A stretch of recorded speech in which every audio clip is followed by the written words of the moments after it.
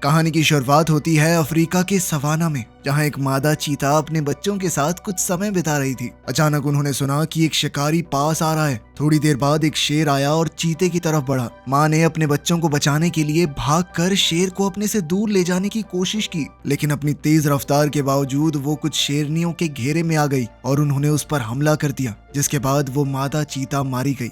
थोड़ी देर बाद शिकारी वहां से चले गए। उन्हें पता भी नहीं चला कि बच्चे वहां छुपे हुए हैं। जंगल की घनी घास में वो अलग अलग हो गए। उनमें से एक बच्चा रात भर चलता रहा और रास्ते पर आ गया। तभी एक गाड़ी उसके पास आ गई और टक्कर होने ही वाली थी, लेकिन ड्राइवर पीटर ने समय पर गाड़ी मोड़ ली। जब उसने देखा कि एक छोटा सा जानवर अकेला है, तो उसने और उसके बेटे जेन ने उसे बचाने का फैसला किया। जल्द ही उन्हें समझ आ गया कि ये एक चीते का बच्चा है। पीटर ने जेन से कहा कि एक दिन इसे जंगल में वापस भेजना पड़ेगा, लेकिन जेन का दिल उससे जुड़ गया था। उसने सोचा कि जब तक वो बड़ा नहीं हो जाता तब तक तो उसे अपने पास ही रखेगा। अगली सुबह पीटर और जेन उसे अपने फार्म पर ले गए, जहां वो और भी आवारा जानवरों को पालते थे। वहां जेन ने अपनी माँ से उस छोटे से चीते को मिलवाया और माँ ने उसका नाम रखा दूमा। धीरे धीरे दूमा उनके परिवार का हिस्सा बन गया। महीने गुजरते गए और दूमा बड़ा होकर बहुत तेज चीता बन गया। साथ ही पीटर ने जेन को भी एक जिम्मेदार लड़का बनाया था। उसे गाड़ी चलाना, खाना बनाना, चीजों को ठीक करना सब कुछ आता था। लेकिन एक दिन फार्म पर काम करते हुए पीटर को बीमार सा महसूस हुआ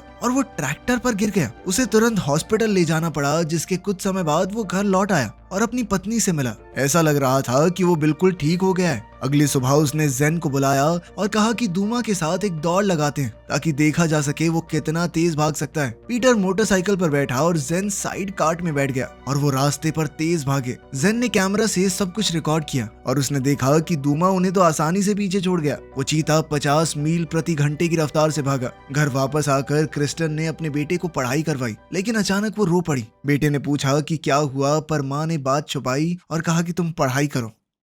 अगली सुबह जेन और दूमा ट्री हाउस में खेल रहे थे। तब पीटर वहां आया और कहने लगा कि अब समय आ गया है इसे जंगल में छोड़ने का। अब हम इसे अपने साथ नहीं रख सकते। दूमा बड़ा होने लगा है, उसे जंगल में अपने असली घर वापस जाना होगा। जेन अपने इस दोस्त को छोड़ना नहीं चाहता था, लेकिन पीटर ने जोर दिया और एक नक्शा दिखाया। उसने एक पहाड़ी दिखाई जो उनसे थोड़ा दूर थी।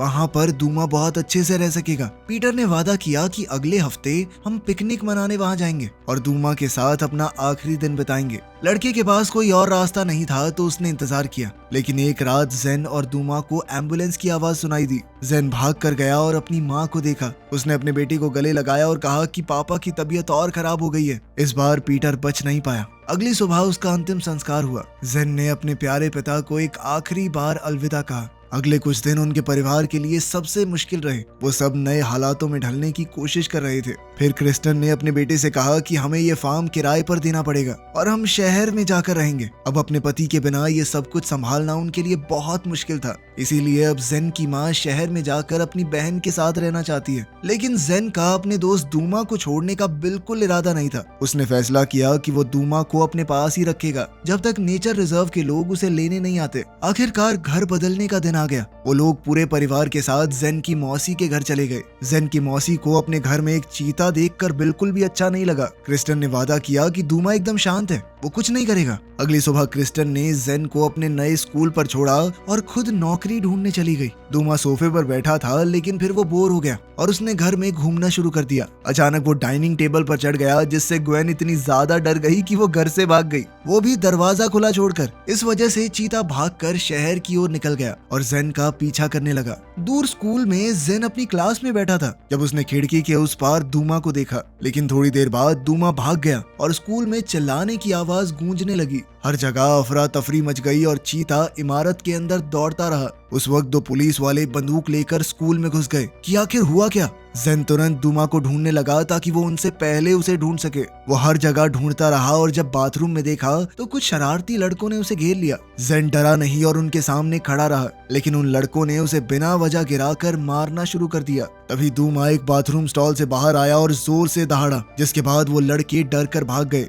उसके बाद जेन ने दूमा को वहां से ले जाने की कोशिश की, लेकिन पुलिस ने चीते को देख लिया और दोनों के पीछे पड़ गए। जेन और दूमा तेज भागे और पुलिस से बच गए। दोनों एक पार्क में छुप गए जब तक सब कुछ ठीक नहीं हो गया। जेन समझ चुका था कि इस बड़े शहर में दूमा सुरक्षित नहीं है। तब उसे अपने पापा का प्लान याद आया, दूमा को उसके नए घर उस पहाड़ी तक ले जाने का। उसने फैसला किया कि अपने दोस्त को बचाना है। जेन वापस अपने फार्म गया, पीटर की पुरानी मोटरसाइकिल और वो नक्शा उठाया और उसी रास्ते पर निकल गया। कुछ घंटों बाद मोटरसाइकिल का पेट्रोल खत्म हो गया, जिसके बाद उसे एक सुनसान रास्ते पर रुकना पड़ा। जेन के पास सिर्फ एक बोतल पानी था, तो उन्होंने मोटरसाइकिल को धक्का लगाया और थोड़ी आगे चलकर उन्हें एक क्रैश हुआ प्लेन दिखाई दिया। जेन ने फैसला किया कि यहीं पर कैंप बनाते हैं। दिन के अंत में वो प्लेन के अंदर सो गया और दूमा बाहर पहरा दे रहा था। रात होने ही वाली थी जब दूमा ने दूर से एक आदमी को आते हुए देखा। वो आदमी रेगिस्तान में मोटरसाइकिल देखकर उसे चुराने लगा। शोर से जेन जाग गया और पूछा कि तुम कौन हो। तभी दूमा उसके पास गया और वो आदमी घबरा गया। घबराहट में उसने अपना चाकू निकाल लिया, लेकिन जेन ने कहा कि ये चीता मेरा दोस्त है, तुम्हें कुछ नहीं करेगा, घबराओ मत। उस आदमी ने बताया कि मेरा नाम रिप है और मैं दक्षिण दिशा की तरफ जा रहा हूँ, लेकिन जेन ने कहा कि ये तो वेस्ट डायरेक्शन है। उसने वादा किया कि थोड़ा पानी देने के बदले मोटरसाइकिल पर राइड मिलेगी। रिप मान गया और उसे अपने छोटे से पालतू बंदर से मिलवाया, मचाका, जो कि उसे इस सफर के दौरान ही मिल गया था। अब उन्हें कुछ भी करके इस रेगिस्तान से निकलने का रास्ता ढूंढना था। प्लेन के अंदर देखते हुए जेन को एक पैराशूट मिला। पैराशूट को देखते ही उसे एक आइडिया आया। सुबह उसने पैराशूट को एक लकड़ी से बांधकर मोटरसाइकिल से जोड़ दिया। जैसे समुद्र पर हवाओं की मदद से जहाज चलता है, वैसे ही अब हवा मोटरसाइकिल को तेज खींचने लगी और वो लोग जल्द ही पूरे सूखे मैदान को पार कर गए। इसके बाद रिप और पानी ढूंढने गया। उसे एक जमीन का हिस्सा मिला जहां उसे लगा कि नदी जमीन के अंदर यहाँ हो सकती है। उसने खुदाई शुरू की और कुछ देर बाद इतना पानी मिल गया कि बाकी के सफर के लिए काफी होगा, लेकिन अभी के लिए खाना भी तो चाहिए। जब वो दोनों खाना ढूंढ रहे थे तो जेन ने दूर से एक बड़े ऑस्ट्रिच को देखा। उसने सोचा कि दूमा की शिकार करने की काबिलियत देखी जाए। उसने दूमा को इशारा किया और शिकार करने भेज दिया। दूमा भागकर ऑस्ट्रिच के पीछे गया और दोनों जंगल के अंदर गायब हो गए। कुछ मिनटों बाद जेन देखने गया कि हुआ क्या। उसने देखा कि वो ऑस्ट्रिच तो गायब था, लेकिन दूमा को उसके अंडे मिल गए थे। ये अंडे खाए तो जा सकते हैं, लेकिन रिप हंसते हुए बोला कि अगर ये चीता ऐसे रहेगा तो अफ्रीका के जंगल में जिंदा नहीं रह पाएगा, इसे असली शिकारी बनना पड़ेगा। जेन ने उसे नक्शा दिखाया और एक पहाड़ी की जगह बताई कि यहाँ पर दूमा सुरक्षित रह सकता है। मेरे पापा ने बताया था, सभी शिकारियों से दूर होगा वो। नक्शा देखकर रिप ने कहा कि अगर वहाँ पहुँचना है तो तुम्हें ओकावांगो से गुजरना पड़ेगा। ये बहुत ही खतरनाक जगह है, वहाँ से बहुत कम लोग जिंदा बच के निकल पाते हैं। रिप ने कहा कि बेहतर यही होगा तुम शहर चले जाओ और इस चीते को बेचकर अच्छे पैसे कमा लेना, लेकिन जेन ने मना कर दिया। उसने कहा कि वो अपने दोस्त को कभी नहीं बेचेगा। जेन के इरादे को देखकर रिप ने भी उसका थोड़ा और साथ देने का फैसला किया और कहा कि मैं थोड़ी आगे तक चल सकता हूँ तुम्हारे साथ। दोनों उस जगह की ओर निकल पड़े। रास्ते में जेन ने अपने पिता की पुरानी कंपास देखी जो वेस्ट की ओर इशारा कर रही थी। रिप दूसरे रास्ते से वहां जाना चाहता था। जेन को उस पर थोड़ा शक हुआ, फिर भी उसके पीछे पीछे चलता रहा। दोनों एक पुराने गांव में पहुंच गए। वो जगह सुनसान थी और वहां इंसानों की हड्डियां बिखरी पड़ी हैं। रिप ने कहा कि शायद ये गांव वाले किसी अजीब हमले का शिकार हो गए होंगे। उस जगह को देखते हुए रिप को एक तेज नोक मिली और उसने उसका इस्तेमाल करते हुए एक भाला बना लिया ताकि अगर कोई जानवर आ गया तो बचाव हो सके। वो और जेन गांव में घूम रहे थे, तभी एक हेलीकॉप्टर आया और उनके ऊपर घूमने लगा। रिप ने कहा कि उसमें कुछ बुरे लोग हैं और लड़के से कहा कि जल्दी से दूमा के साथ एक घर में छुप जाओ, लेकिन असल में हेलीकॉप्टर के अंदर जेन की माँ क्रिस्टन थी जो अपने खोए हुए बेटे को ढूंढने के लिए पुलिस के साथ वहां आई थी। कुछ मिनटों बाद हेलीकॉप्टर चला गया। जेन को पता ही नहीं चला कि उसकी माँ वहां थी। धीरे धीरे रिप के ऊपर उसका शक बढ़ने लगा। रात को रिप ने आसपास आग जला दी ताकि शेर वगैरह दूर रहें। उसने जेन से पूछा कि क्या तुम्हें मालूम है चीते के चेहरे पर जो काली लकीरें होती हैं उनकी क्या कहानी है। लड़के ने कहा कि मेरे पापा कहते थे कि ये लकीरें धूप की रोशनी को आंखों में लगने से रोकने के लिए होती हैं, लेकिन रिप ने कहा कि इसके पीछे एक पुरानी कहानी है। एक बार एक बहुत छोटा चीते का बच्चा अपनी माँ से खो गया। मादा चीता ने उसे बहुत ढूंढा पर कभी नहीं मिला। उस मादा को बहुत दुख हुआ और वो दिन रात रोती रही। फिर वो लकीरें हर एक चीते के चेहरे पर दिखने लगी, माँ के दुख की निशानी के रूप में। इस कहानी के बाद वो सब सो गए। सुबह रिप थोड़ा और खाना ढूंढने निकल गया। उसे एक पुरानी हीरे की खदान मिली। वो अंदर चला गया ये सोच के कि शायद कुछ हीरे अभी भी बचे हों। जेन को अब रिप के ऊपर भरोसा नहीं था, इसीलिए वो दूना के साथ वहां से भाग गया। लेकिन तभी अचानक उसने अंदर से रिप की चीख सुनी और उसके गिरने की आवाज आई। जेन भागकर अंदर गया और देखा कि रिप मिट्टी में दबा हुआ था। उसने जल्दी से थोड़ी मिट्टी हटा दी ताकि रिप सांस ले सके। रिप ने धन्यवाद बोला और कहा कि बाकी मिट्टी भी हटा दो, लेकिन जेन ने मना कर दिया और पूछा कि पहले बताओ तुम मुझे कहाँ ले जा रहे हो। रिप ने कहा मुझे समझ नहीं आ रहा तुम क्या बोल रहे हो, एक बार निकालो तो फिर करते हैं ना बात। तब लड़के ने कहा कि मैं जानता हूँ हम लोग दक्षिण दिशा की तरफ जा रहे हैं, लेकिन मुझे उस तरफ जाना ही नहीं। उसे शक था कि रिप उसे शहर ले जाकर दूमा को बेचना चाहता है। उसके मन में लालच आ चुका है। रिप ने सफाई देते हुए कहा कि मैं बस पहाड़ों के साइड से होते हुए जा रहा हूँ, ये थोड़ा सेफ रास्ता है और कुछ नहीं। लेकिन जेन ने उसकी बात नहीं मानी और उसे वहीं छोड़ दिया। जेन ने रिप का बैकपैक उठाया, साथ ही मचाका को भी ले लिया और दूमा को सही जगह पहुंचाने वाला अपना सफर दोबारा से तय किया। कुछ घंटों बाद दोनों दोस्त पहाड़ों के नीचे एक लंबी नदी पर पहुंचे। मैप के हिसाब से तो उन्हें उस नदी को पार करना होगा, तभी वो अपनी मंजिल तक पहुंच पाएंगे। अपने पिता के सिखाए तरीके से जेन ने एक छोटा सा राफ्ट बना दिया और फिर नदी में कूद गया। वो नदी में थोड़ा सा नीचे की तरफ गए। पानी पहले तो शांत लग रहा था, पर कुछ ही मिनटों बाद दूमा अजीबोगरीब हरकतें करने लगा।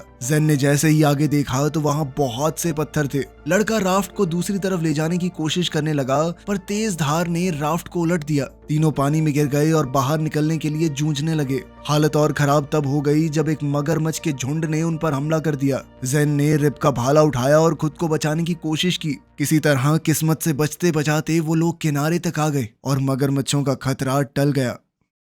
इस घटना के बाद वो एक बड़ी कॉर्नफील्ड से गुजरे। दूसरी तरफ पहुंचकर जेन ने एक बड़ा सा झुंड देखा, अफ्रीकन भैंसों का। मचाचा उनकी आवाज से डरकर भाग गया। दूमा अब एक भैंस को पकड़ने के लिए तेज भागा। जेन उसे देख नहीं पाया और वो भी उसके पीछे चला गया। पर फिर कई घंटे बीत गए और दूमा का कोई पता नहीं मिला। ऊपर से रात होने वाली थी जब जेन एक बहुत ही आसान शिकार बन जाएगा। फिर भी जेन ने हार नहीं मानी और अपने दोस्त को ढूंढता रहा। आखिर में उसे एक जंगल मिला जहां उसका सामना एक जंगली सुअर से हो गया। जेन डर के मारे पेड़ पर चढ़ गया। तभी एक जहरीले मकड़े ने उसके चेहरे पर चलना शुरू कर दिया। उसने अपने आप को एकदम शांत रखा जब तक वो जंगली सुअर वहां से चला नहीं गया। इसके बाद जेन नीचे आया और दूमा को ढूंढने लगा। दूमा दरअसल जंगल के बीच एक जाल में फंस गया था। चीते ने खुद को छुड़ाने की बहुत कोशिश की, पर वो शिकारियों के बनाए पिंजरे में फंस चुका था। ये शिकारी जंगल के जानवरों को बेचने का काम करते हैं। जेन को जल्दी अपने दोस्त को बचाना था। जंगल में ढूंढते वक्त अचानक उसके चेहरे पर वही बंदर कूद गया। वो जेन को देखकर बहुत खुश था,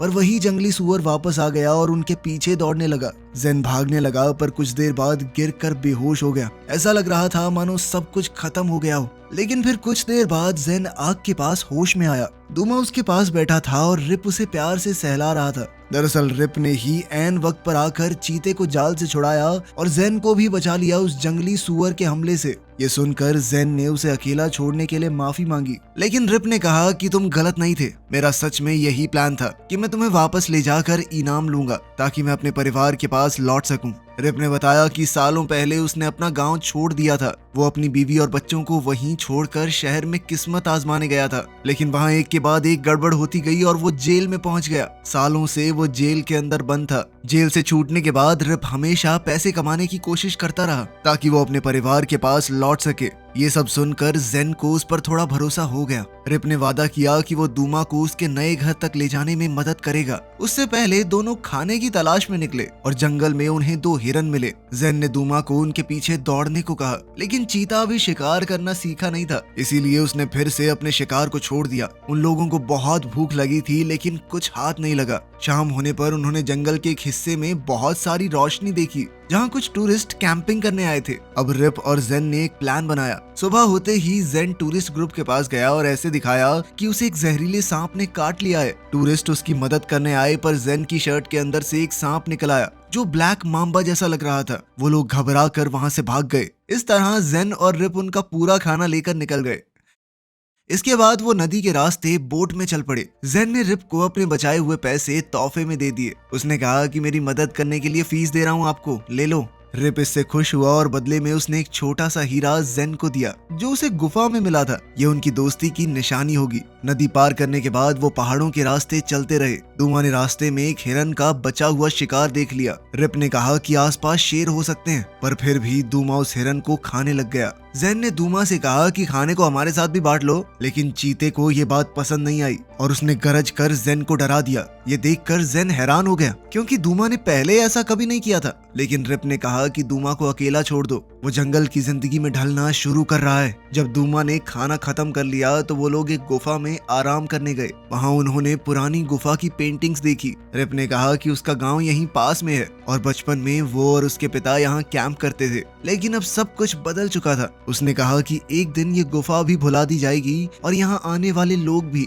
ये सुनकर जेन सोच में पड़ गया। उसने कहा कि मुझे तो बदलाव बिल्कुल पसंद नहीं है, क्योंकि उसके पिता की मौत के बाद उसकी जिंदगी में सब कुछ बदल गया था। उसे लगता था कि दूमा के जाने के बाद और बदलाव आएगा, और उसे ये सब बिल्कुल भी अच्छा नहीं लग रहा था। रिप ने उसे समझाया कि बदलना तो दुनिया का दस्तूर है, इसे रोका नहीं जा सकता, लेकिन जरूरी नहीं हर बदलाव बुरा हो। देखो, उस बदलाव की वजह से तुम आज एक मजबूत और हिम्मत वाले लड़के बन गए हो, और दूमा भी एक पालतू जानवर से बदलकर जंगल के तरीकों में ढल रहा है। दूमा बात तो समझ रहा था, लेकिन अपने दोस्त को अलविदा कहना उसके लिए इतना आसान नहीं था।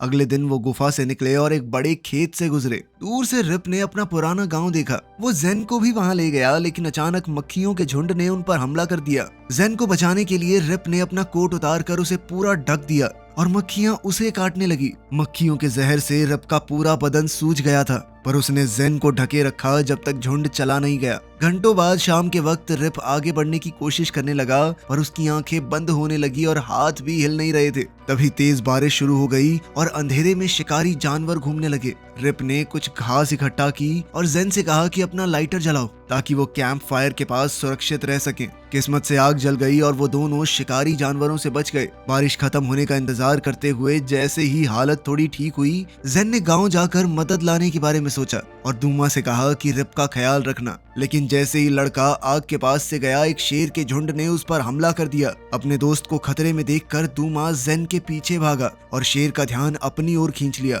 अपनी तेज रफ्तार से वो एक गुफा की तरफ भागा और शिकारी जानवरों को छोड़कर दूसरी तरफ से सुरक्षित निकल गया। तब तक जेन गांव में पहुंच चुका था और वो एक बुजुर्ग से मिला। उसने इशारे से रिप को बचाने में मदद मांगी। भाषा ना समझने के बावजूद बुजुर्ग ने कुछ लोग बुलाए और वो सब जेन के साथ गए। उन्होंने रिप को आग के बीच में सोता हुआ पाया। वो लोग जैसे ही उसे वापस लाए, जेन अपने दोस्त को बुलाने लगा। तभी दूमा ने एक और चीते की आवाज सुनी और उसे देखने चला गया। अगली सुबह जेन गांव के बाहर इंतजार कर रहा था, जबकि बुजुर्ग लोग रिप का इलाज कर रहे थे। गांव वालों ने अपनी जड़ी बूटियों की मदद से रिप के शरीर से मक्खियों का जहर पूरी तरह निकाल दिया। होश आते ही उसने अपनी पत्नी, 2 बच्चों और माँ को देखा। रिप रो पड़ा और इतने साल गायब रहने के लिए माफी मांगने लगा। फिर उसने जेन को बुलाकर अपने परिवार से मिलवाया। परिवार ने जेन का शुक्रिया अदा किया। जेन इस बात से खुश था कि रिप एकदम ठीक हो गया, लेकिन दूमा के वापस न आने से परेशान भी। कुछ देर बाद वो गांव छोड़कर दूमा को ढूंढने निकल गया। थोड़ी दूर जाकर उसने 2 चीते देखे जो एक हिरन का शिकार कर रहे थे। उनमें से एक दूमा था, जो अब पूरी तरह जंगल का हिस्सा बन चुका था। ये देखकर जेन को अपने पिता की बात याद आई कि दूमा को उसके असली घर में ही जीने देना चाहिए। दुखी होकर जेन वापस मुड़ने लगा, पर तभी दूमा उसके पास भाग कर आया और उसे प्यार से छुआ, जैसे वो हमेशा करता था। जेन ने भी उसे प्यार से अलविदा कहते हुए कहा कि मैं तुम्हें कभी नहीं भूलूंगा। रिप ने दोनों दोस्तों को जुदा होते देखा और जेन को अपने पास बुलाया। लड़के की आंखों में आंसू आ गए। कुछ दिन बाद हम क्रिस्टन को देखते हैं, जो अपने फार्म पर काम कर रही थी, इस उम्मीद में कि उसका बेटा वापस आएगा। और फिर जेन सच में वापस आ गया, अपने पिता की मोटरसाइकिल पर। उसने रिप की ट्राइब के कपड़े पहने हुए थे। उसके साथ उसका नया दोस्त मचाका, वो बंदर भी था। अपने बेटे को देखकर क्रिस्टन उसके पास दौड़ी और उसे गले से लगा लिया। जेन ने वादा किया कि वो उन्हें फिर कभी अकेला नहीं छोड़ेगा। दोनों ने अपनी जिंदगी की फिर से शुरुआत की। हालात पहले जैसे नहीं थे, लेकिन जेन ने कहा कि मैं अब जिम्मेदार हो गया हूँ। मैं इस फार्म पर पापा के हर एक काम को बखूबी कर लूंगा। साथ ही दूमा भी जंगल का हिस्सा बनकर काफी खुश था। वीडियो पसंद आई तो लाइक कर देना, चैनल को सब्सक्राइब कर लेना। मिलते हैं अगली वीडियो में।